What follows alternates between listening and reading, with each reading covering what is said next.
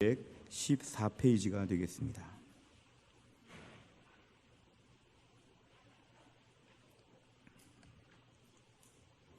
에스겔 39장 21절부터 29절까지의 말씀 1214페이지에 있습니다. 에스겔 39장 21절부터 29절까지의 말씀을 저와 한 절씩 교독하시겠습니다. 제가 먼저 21절을 읽겠습니다.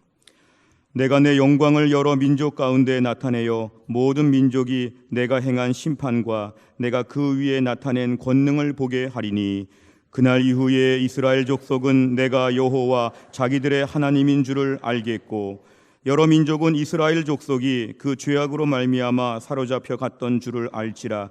그들이 내게 범죄하였으므로 내 얼굴을 그들에게 가리고 그들을 그 원수의 손에 넘겨 다 칼에 엎드러지게 하였으되 내가 그들의 더러움과 그들의 범죄한 대로 행하여 그들에게 내 얼굴을 가리었었느니라.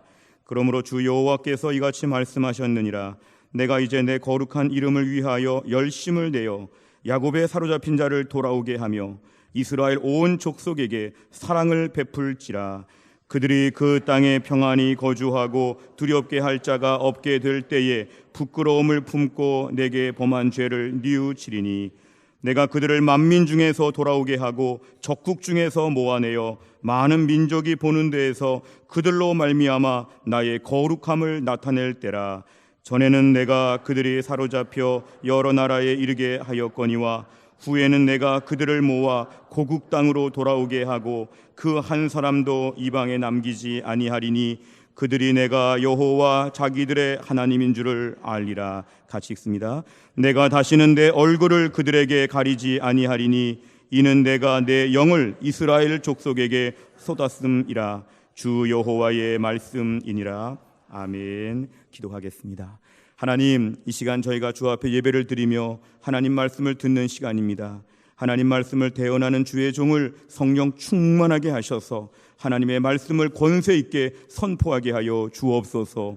하나님, 말씀을 듣는 주의 백성들의 마음을 활짝 여시고 이 말씀 가운데 우리 주님의 음성을 듣게 하여 주시고 이 말씀의 은혜와 축복을 다 받을 수 있도록 하나님이 함께하여 주옵소서. 예수님의 이름으로 기도하옵나이다. 아멘. 우리 주변에는 조금 더 완벽주의와 같은 기질을 가진 분들이 있습니다. 이런 분들은 자신의 소지품이나 자신이 해야 될 일을 관리할 때 보면 남들보다 철저하게 일을 워낙 잘하기 때문에 흔히 똑똑하다, 야무지다 이런 칭찬들을 저희가 흔히 하게 됩니다.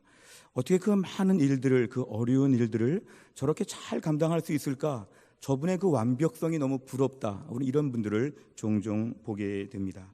어떤 분은 실제로 보면은 단순히 그런 기질적인 뿐만 아니라 실제로 인간적인 조건이 아주 완벽한 분들이 주변에 종종 있습니다.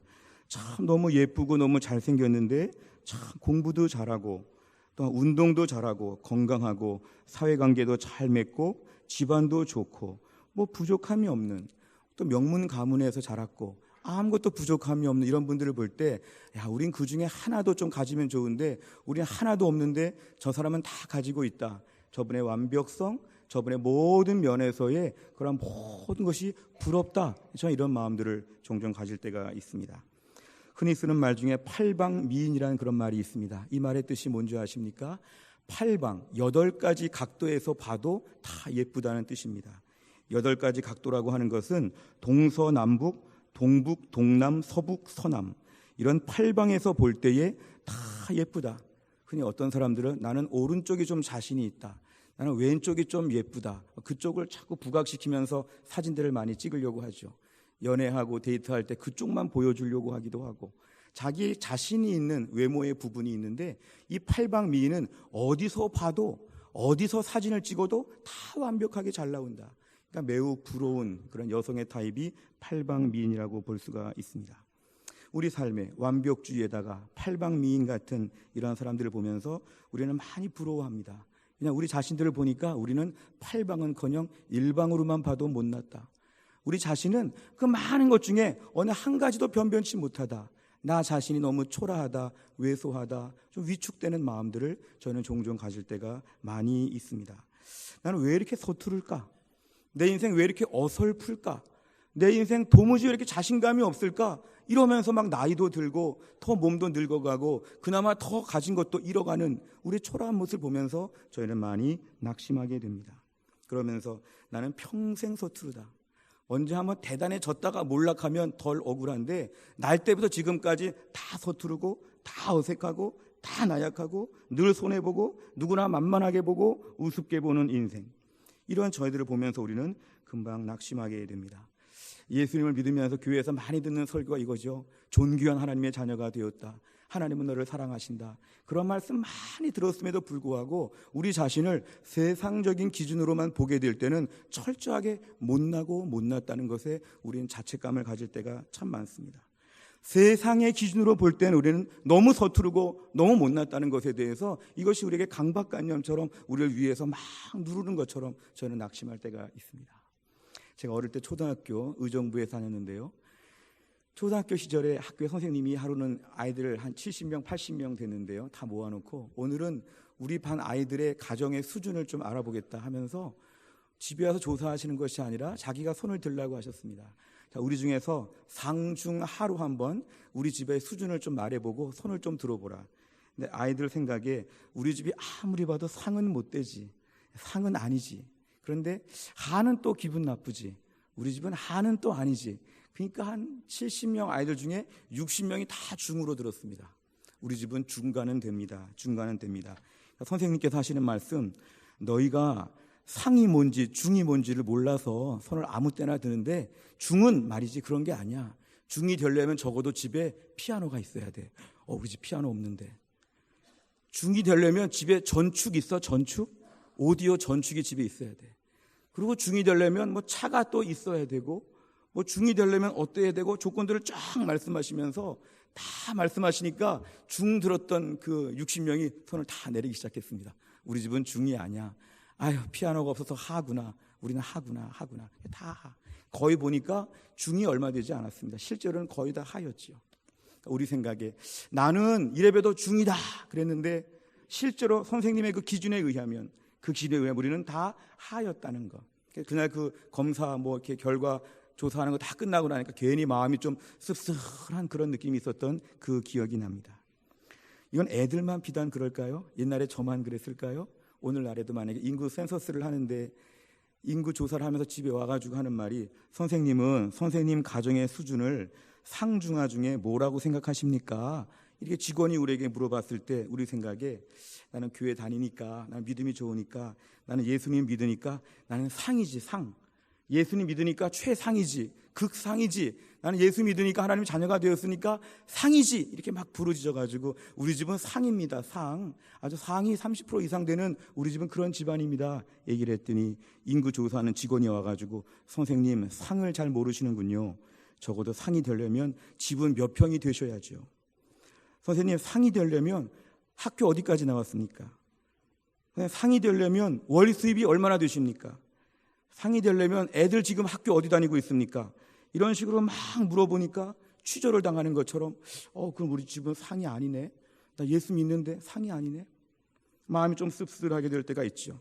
근데 그래도 그런 말을 다 들으면 우격다짐으로 아니에요. 우리 집은 상이에요. 상. 저 모태신앙이에요. 저 교회 수십 년 다녔어요. 저 천국 가요. 저 성경 몇 번 봤어요. 제자 훈련 받았어요. 교회에서 순장이에요. 교사예요. 성가대예요. 저 뭐 많은 성경도 많이 받고 저 매일 큐티도 해요. 뭐 별의별 얘기를 다 했는데 결국 이거죠. 아니 그런 거 말고 세상적인 기준에서 선생님은 절대로 상이 아닙니다. 이런 말을 계속 듣게 되면 저희들의 마음에는 옥신각신하다가 마지막에 정리는 이것이죠. 아유 나는 초라하구나. 예수를 믿는데 세상적인 기준에서는 나는 지금 많이 열등하구나. 내 옆에 주변에 불신자들, 내가 전도하려고 생각했던 불신자들이 나보다 더 대단한 사람들이 많구나. 나의 인생은 절대로 대단하지 않고 절대로 남들 앞에서 높은 것이 아니구나. 아유 초라하구나, 못났구나. 이러면서 우리는 낙심하게 될 수가 있다는 것이죠. 우리들 마음에 최소한 최근에 이런 마음들을 한 번이라도 가진 분이 계시다면 오늘 본문의 말씀을 꼭 들으셔야 됩니다. 오늘 본문의 말씀을 통해서 우리가 하나님 앞에서의 우리의 위치가 어디에 있는지, 우리가 어떤 존재인지에 대해서 주의 음성을 들으려고 합니다. 오늘 말씀을 듣는 가운데 성령께서 저들의 마음을 환하게 밝히셔서 주의 음성을 듣고 우리 신분과 우리 영광을 다 회복할 수 있기를 주의 이름으로 축원합니다. 오늘 본문은 우리가 에스겔서라고 합니다. 이 에스겔서는 주전에 586년에 남유다가 거의 멸망할 시절에 하나님께서 예레미야와 비슷한 시대에 하나님 에스겔을 부르셨습니다. 근데 에스겔은 포로기 선지자라고 하는데요, 지금의 이라크 지역에 활발하게 번성했던 그러한 바벨론 제국에 끌려간 포로들에게 하나님 말씀을 전했습니다.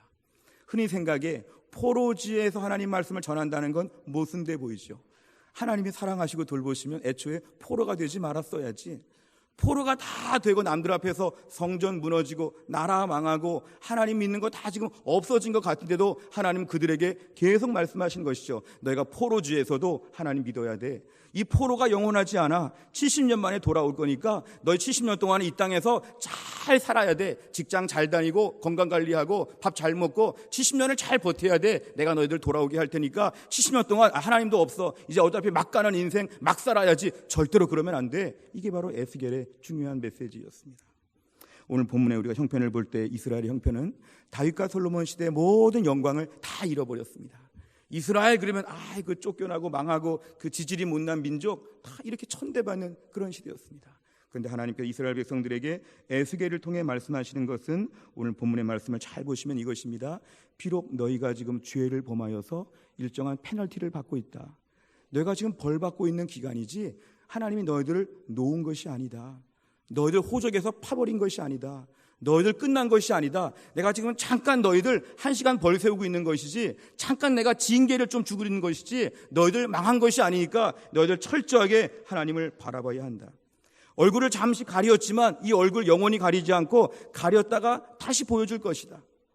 이 얼굴 가렸다가 다시 보여줄 때 너희들에게 영광이 회복될 것이다. 오늘 에스겔 본문의 말씀이 이스라엘 백성들에게 이런 소망을 주시는 것입니다.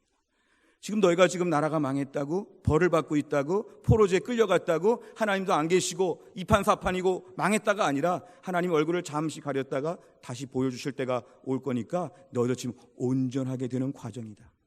마치 교도소로 치면은 복역하는 기간이다. 이 기간 너희 감당해야 돼. 이 기간 지나서 온전해져야 돼. 어서 풀어주세요가 아니라 온전해지는 시간들을 너희는 감당해야 된다. 오늘 본문은 이런 말씀입니다. 근데 그 회복의 수준이 어느 정도이냐 하면 그 모든 수치와 모든 망신당한 것, 부끄러웠던 것을 다 기억나지 않을 정도로 하나님이 회복해 주신다는 것이 오늘 본문의 말씀입니다. 오늘 본문 읽으시면서 느끼셨죠? 하나님의 의지가 강한 것입니다. 이스라엘 백성들이 100점짜리로 회복되는 건 불가능한데 하나님의 의지, 내가 너희들 조금 혼냈다가 내가 너희들을 복구시켜 주겠다. 너희들 내가 다시 만들어 주겠다. 내가 너희들을 사랑해 주겠다. 이것이 오늘 본문에 나와 있는 하나님의 분명한 말씀이었습니다.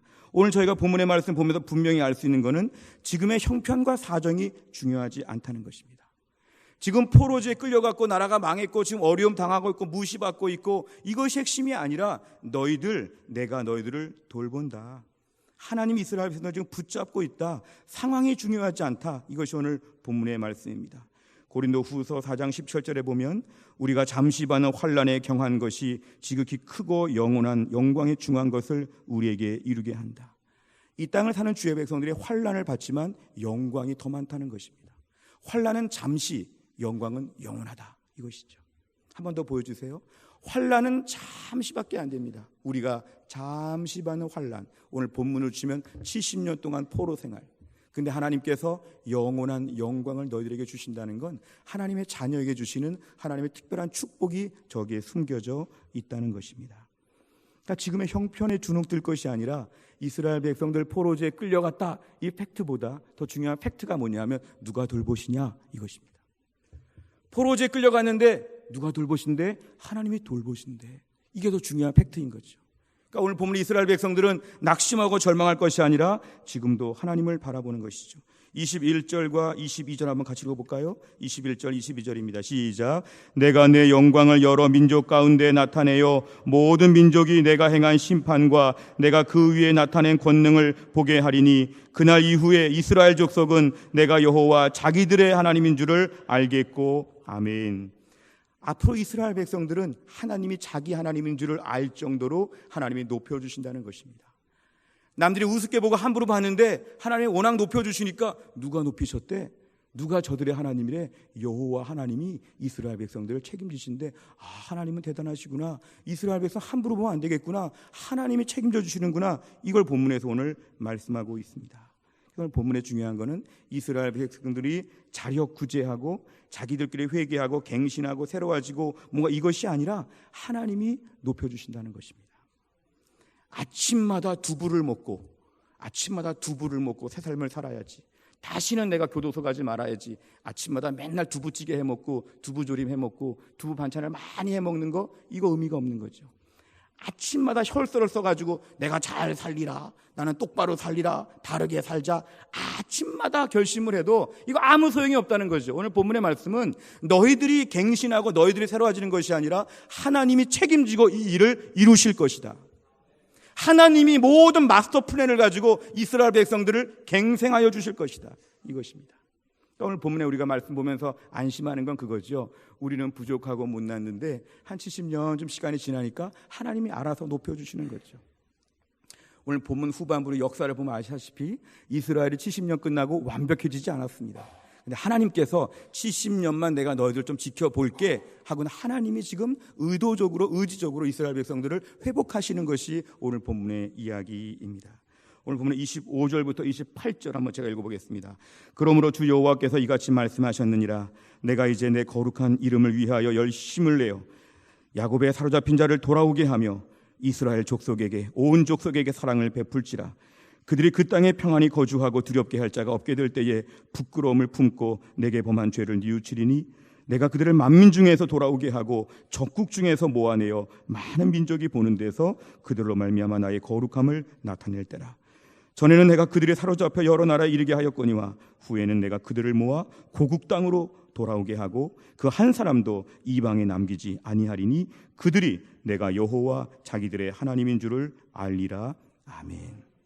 하나님의 의지가 매우 강하십니다.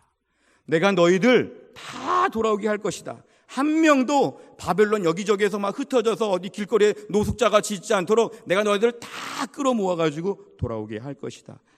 내가 너희들 책임질 것이다. 내가 사랑을 베풀 것이다. 이게 바로 하나님의 그런 강한 의지입니다. 이 본문의 뉘앙스는요, 너희들이 하는 거 봐서 이거 아닙니다. 너희들이 온전히 회복되면 이거 아닙니다. 내가 너희들을 일방적으로 사랑하여서 반드시 내가 너희들을 회복시켜 주겠다는 것입니다. 이스라엘이 하는 거 봐서 하나님이 이만큼 줄 거 요만큼 주고 이런 식이 아니라 하나님 우리를 너무너무 사랑하셔서 너희가 좀 좋아지던 조금 나빠지던 내가 일정한 기간이 지나게 되면 내가 너희들에게 반드시 고국 땅으로 돌아오게 하겠다. 나의 의지가 있다. 이게 바로 오늘 본문의 하나님의 뉘앙스입니다. 이제 이 말씀까지 들었다고 하면 상황은 종료된 것입니다. 이제 이스라엘 백성들에게는 컨디션이 중요하지 않고 포지션이 중요한 것입니다. 나라가 망했어요. 포로지에 끌려갔어요. 우리는 지금 매일 천대받고 있어요. 우리 상황이 어려워요. 먹을 것도 없어요. 뭐 이런 식의 상황이 중요하지 않고, 그런데 하나님의 백성이다. 그런데 하나님이 돌보신다. 이 위치, 포지션이 중요한 것이죠. 컨디션을 볼 때 낙심할 수 있는데 너희들이 어떤 어려움을 겪고 어떤 수모를 겪고 어떤 가난과 질병과 어려움이 많이 있다고 할지라도, 얼마나 어설프고 얼마나 부족하고 얼마나 어려움이 있다고 할지라도 그 컨디션이 중요하지 않고 너희들의 포지션이 너무 튼튼하기 때문에 하나님이 너희들을 책임져 줄 것이다.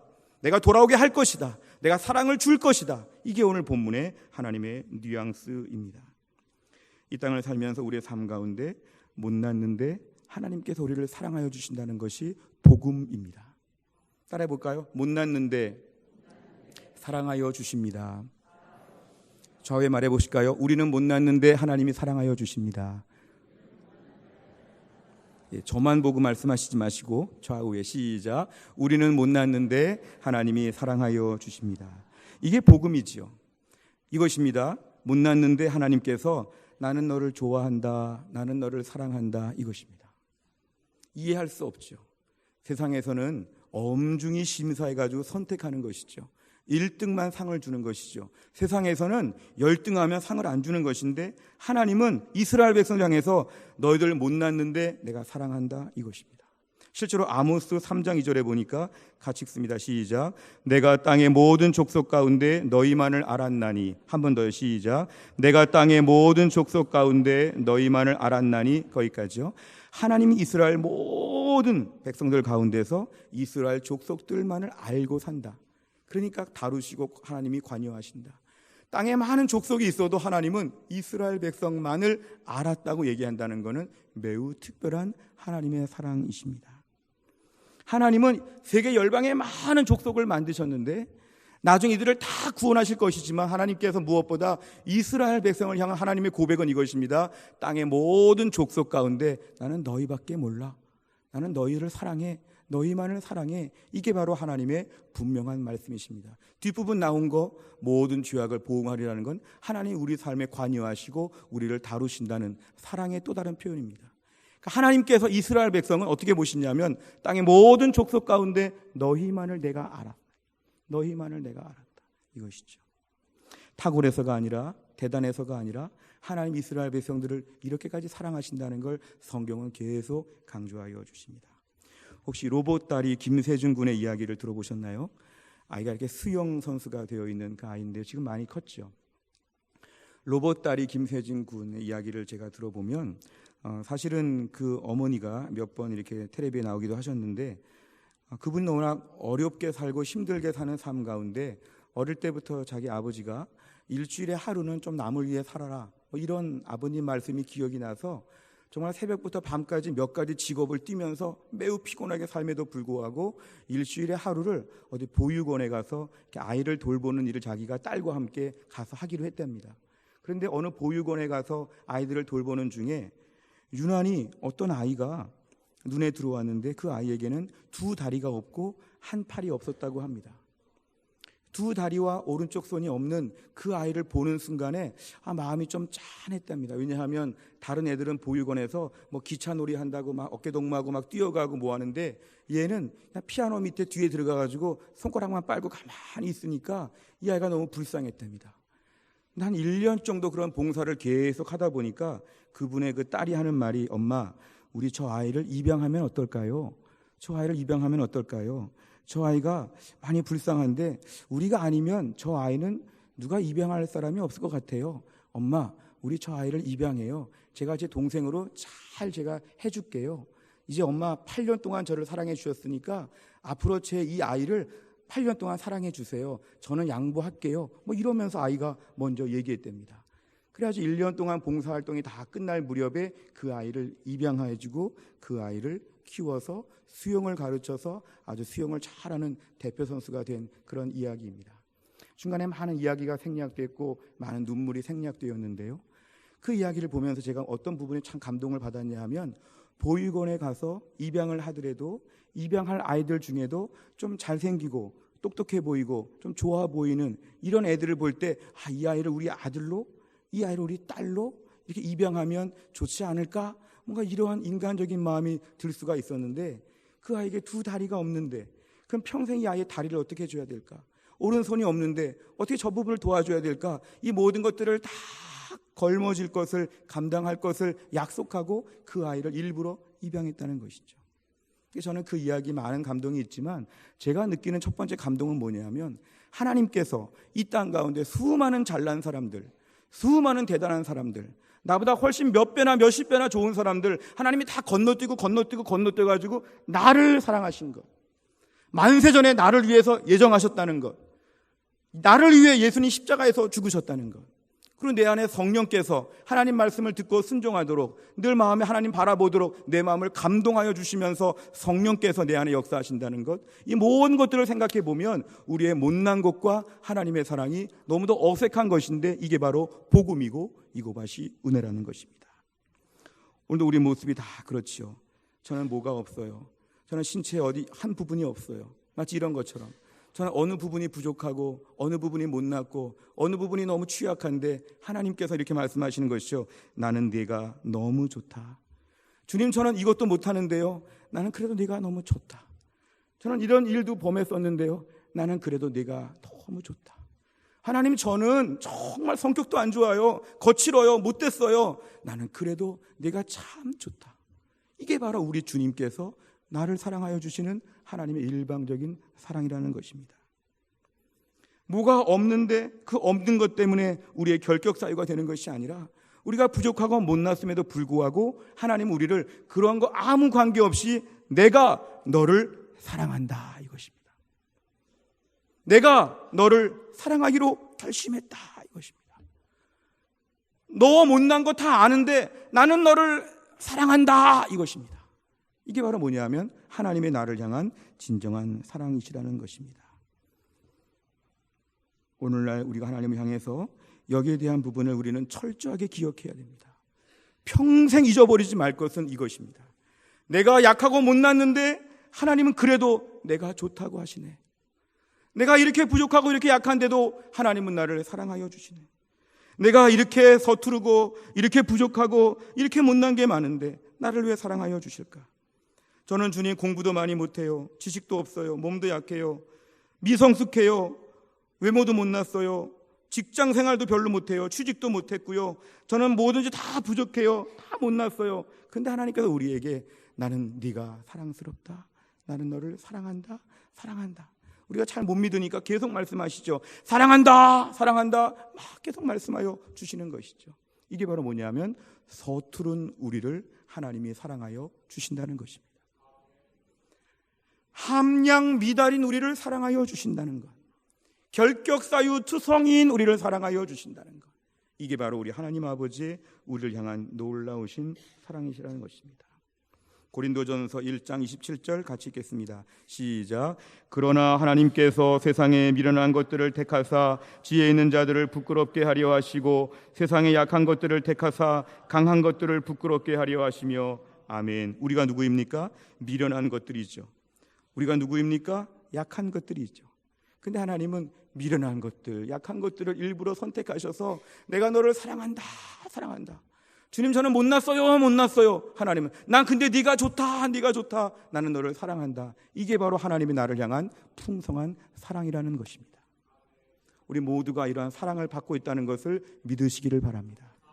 우리가 다 약하고 부족함이 많죠. 저도 못난 게 참 많습니다. 우리가 다 부족한 게 많습니다. 그런데 하나님이 어떻게 하시냐면 나는 너를 사랑한다. 나는 네가 좋다.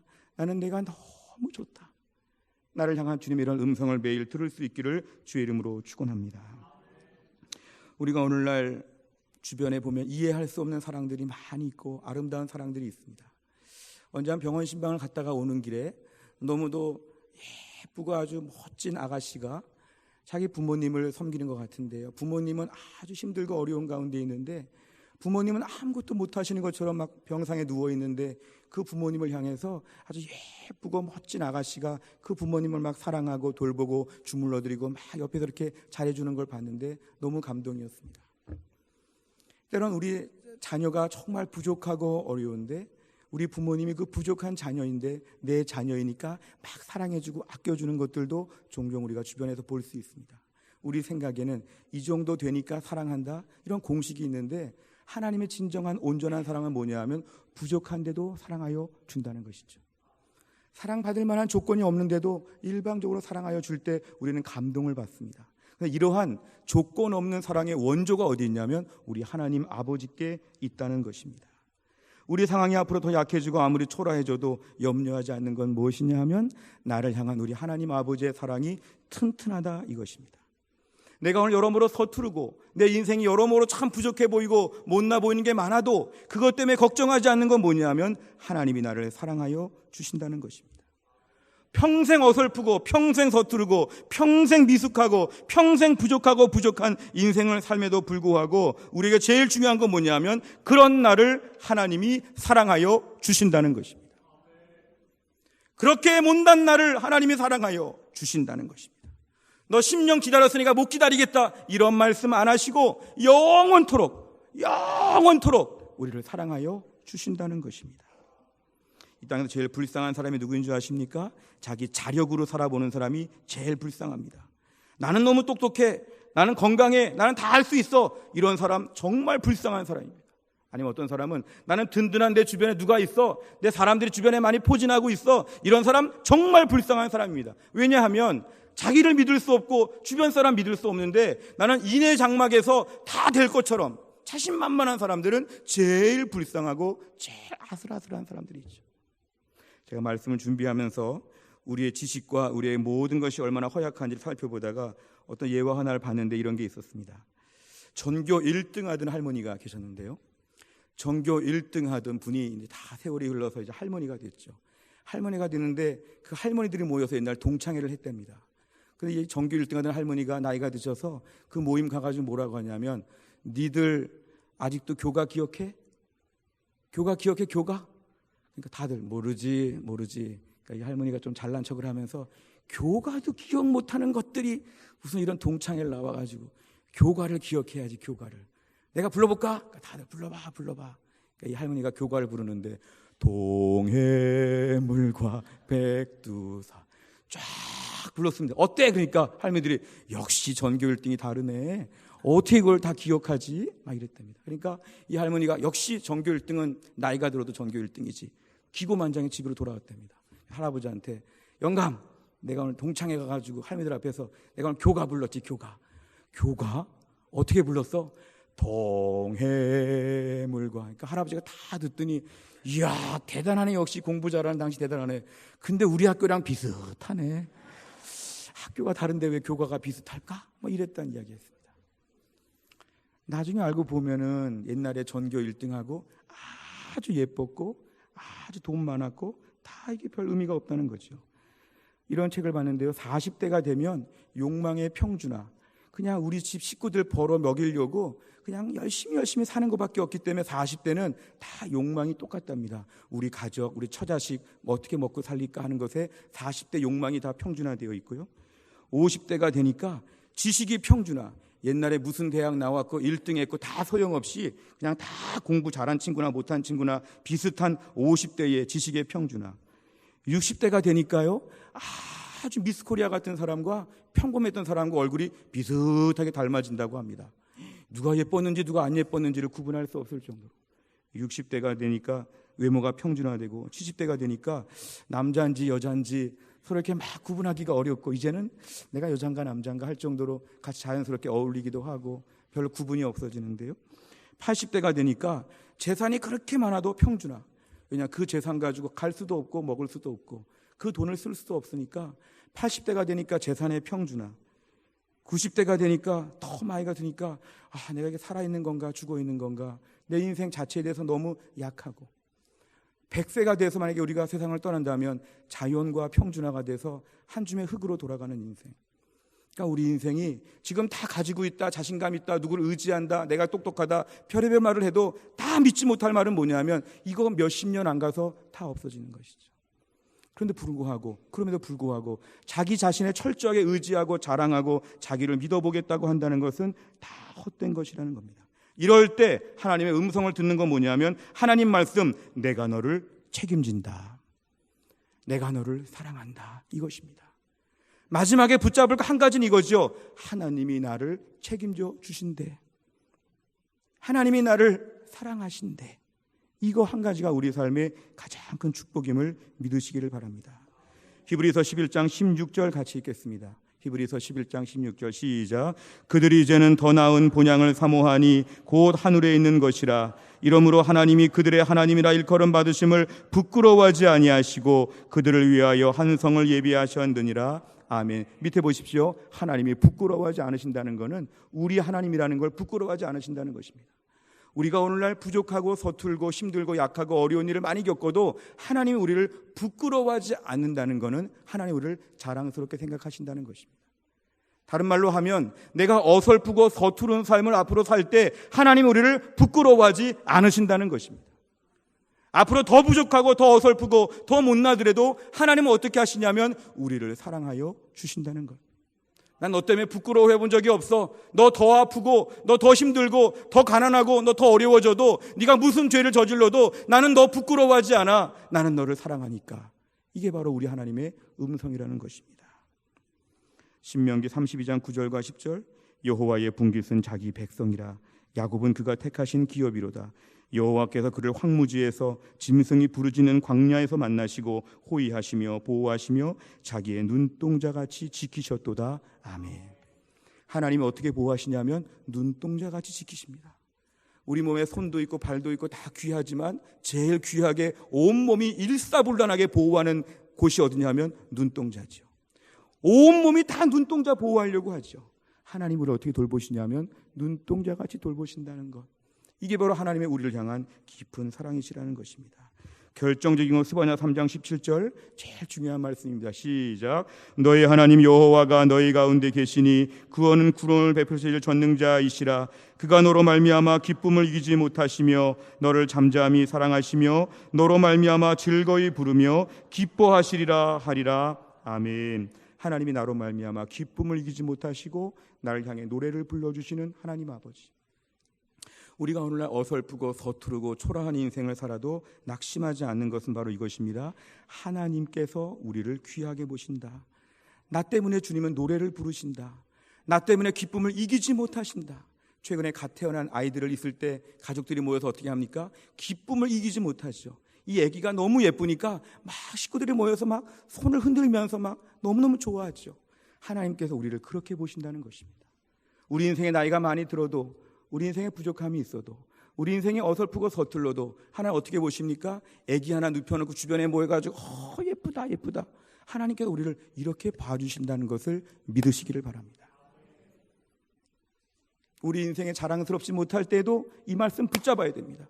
하나님 날 어떻게 보시냐 하면 기쁨을 이기지 못하시며 너무 좋다. 나는 네가 너무 좋다. 하나님 이렇게 제가 별 볼 일이 없어요. 너무 좋다. 이렇게 하나님을 사랑하여 주신다는 걸 우리는 붙잡아야 합니다. 오늘 마지막 29절 한번 같이 읽어볼까요? 29절 말씀입니다. 본문의 29절 시작. 내가 다시는 내 얼굴을 그들에게 가리지 아니하리니 이는 내가 내 영을 이스라엘 족속에게 쏟았음이라. 주 여호와의 말씀이니라. 아멘. 하나님께서 이스라엘 백성들에게 하나님의 영을 쏟아 부었다는 것은 하나님 일방적으로 잘해주시기로 하나님 결정하여 주셨다는 것입니다. 아무리 부족함이 많아도 하나님 일방적으로 쏟아 부어 주십니다. 하나만 더 보겠습니다. 에스겔 36장 26, 27절. 또 새 영을 너희 속에 두고 새 마음을 너희에게 주되 너희 육신에서 굳은 마음을 제거하고 부드러운 마음을 줄 것이며 또 내 영을 너희 속에 두어 너희로 내 율례를 행하게 하리니 너희가 내 규례를 지켜 행할지라. 아멘. 우리가 부족해도 우리 안에 무슨 칩을 넣는 것처럼, 우리 안에 세포를, 전자세포를 이식하는 것처럼 하나님께서 우리에게 순종하는 마음을 주시고 하나님 바라보는 믿음을 주시고, 우린 좀 이러고 다니지만 하나님께서 우리를 온전하게 만들어 가시면서 결국은 책임져 주신다는 것입니다. 이제 말씀을 맺겠습니다. 오늘 제목을 들으시면서 오해할 수 있는 것은 서투른 신자, 신자는 다 서투른가? 능숙한 불신자, 불신자는 다 능숙한가? 이것이 아닙니다. 오늘 말씀의 제목은 신자 중에 서투른 사람이 있을 수 있다는 것이죠. 불신자 중에 능숙하게 보이는 사람이 있을 수 있다는 것이죠. 근데 문제는 서투른, 능숙한, 여기가 핵심이 아니라 무게중심이 뒤쪽에 있습니다. 서투른데 누구입니까? 신자. 능숙한데 누굽니까? 불신자. 하나님 오늘 우리를 보실 때 누가 서투르냐? 누가 능숙하냐? 하나님은 이걸 보시지 않는다는 것이죠. 하나님 뭘 보십니까? 누가 신자인지, 누가 불신자인지. 신자인데 서투르다? 아무 문제가 안 된다는 것이죠. 너무 능숙한데 불신자이면 이제 큰일 난 것이죠. 아무리 능숙해봤자 이것이 자기를 구원하지 못하기 때문에. 근데 아무리 미숙하고 아무리 서투르고 아무리 어설픈데 보니까 서투른데 신자야. 서투른데 믿음이 있어. 서투른데 하나님께 기도해. 서투른 인생인데 하나님밖에 없대. 하나님 이런 사람들을 책임져 주신다는 것입니다. 오늘 말씀 핵심은 이것입니다. 우리 인생 가운데 서투르고 부족한 게 많지만 오늘도 우리 인생 언제 한번 능숙해지나 이걸 꿈꾸는 것이 아니라 주여 내가 오늘도 신실한 주의 자녀로 주님께 붙어있게 하여 주시옵소서. 신자로서의 포지션을 잃어버리지 않게 하여 주시옵소서. 서투른데 신자, 서투른데 하나님의 백성, 하나님 책임져 주신다는 것입니다. 오늘 말씀 붙잡고 우리 모든 인생 가운데 서투르고 약한 부분이 많이 있다고 할지라도 우리 주님만을 붙잡는 주의 백성 다 될 수 있기를 주의 이름으로 축원합니다. 오늘 찬양 한 곡 같이 하고 싶습니다. 십자가 그 사랑 멀리 떠나서 함께 시간 찬양 드리겠습니다.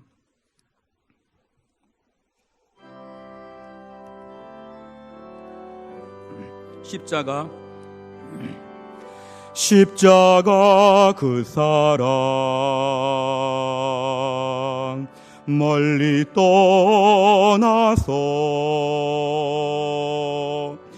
무너진 나의 삶 속에 잊혀진 주 은혜, 돌 같은 내 마음 어루만지사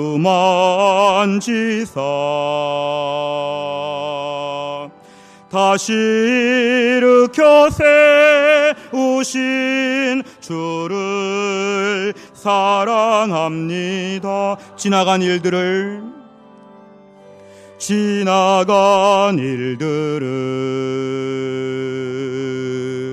기억하지 않고 이전에 행한 모든 일 생각지 않으리.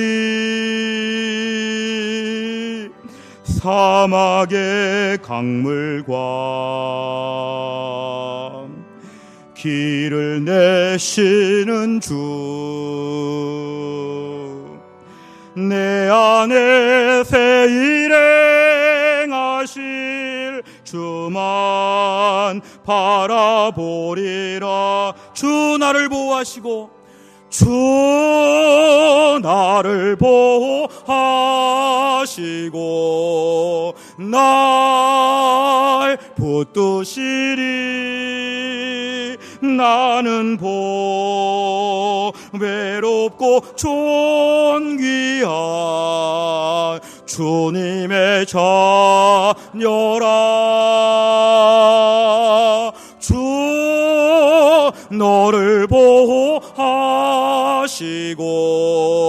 널 붙드시리. 너는 외롭고 존귀한 주의